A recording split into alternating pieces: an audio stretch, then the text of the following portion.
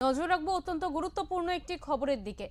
ঠান্ডা পানীয়ের প্যাকেট থেকে বেরোলো পোকা, পান করার পর অসুস্থ শিশু, হাসপাতালে ভর্তি।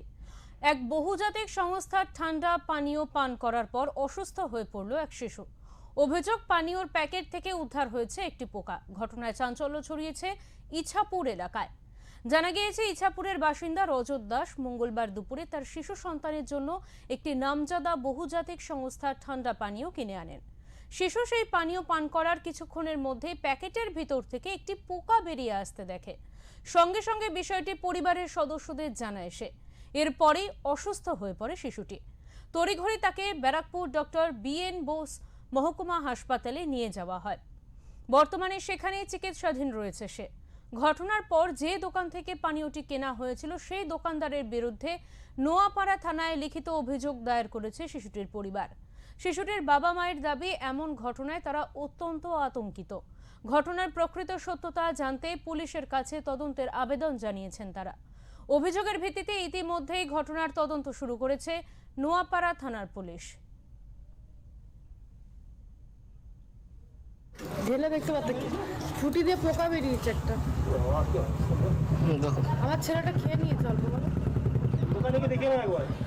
ডেট আছে বলে, ডেট থাকলে এরকম কিভাবে হয়? এটা ফুটি কিনে নিয়ে এসেছিলাম আমাদের পাশের পাড়ার দোকান থেকে।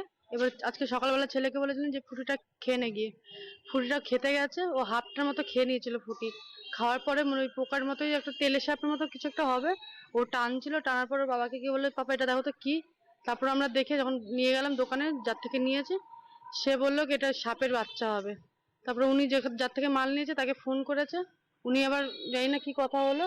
তারপর তখন আমার ছেলে হসপিটালে ভর্তি, বমি করছে, এখন স্যালাইন চলছে, হসপিটালে ভর্তি আছে। হ্যাঁ, এই ফুটি আমার কাছে আছে, এখনো ব্যাগের মধ্যে রেখেছি। হ্যাঁ, ওখান থেকেই বললো হসপিটাল থেকে যে থানায় গিয়ে কমপ্লেন করতে। এখন চাইছি পরবর্তী কি চাইছেন দিদি? আমার ছেলে যে এরকম হয়েছে আর যদি কোনো বাচ্চার এরকম না হয়, আমরা যত শাস্তি চাই। আমরা যে যার থেকে নেওয়া হয়েছে তার শাস্তি চাই আমরা। আমরা চাই যে এটা ব্র্যান্ড হয়ে যাক, এরকম কাগজের মধ্যে কোনো কিছু বাচ্চাদের এরকম খাবারের জিনিস যাতে নাই হোক। আর আমরা যথেষ্ট শাস্তি চাইছি। এরকম আজকে আজকে আমার সন্তানের সাথে হয়েছে, পরবর্তীকালে যাতে আর কারো সন্তানের সাথে না হয় এই জিনিসটা। হ্যাঁ, আজকে আমার ছেলেটা অর্ধেকটা খেয়েই নিয়েছে প্রায় বলতে গিয়ে। সে আমার ভর্তি বিয়ন বসে এখনো। থানায় আমি কমপ্লেন করছি।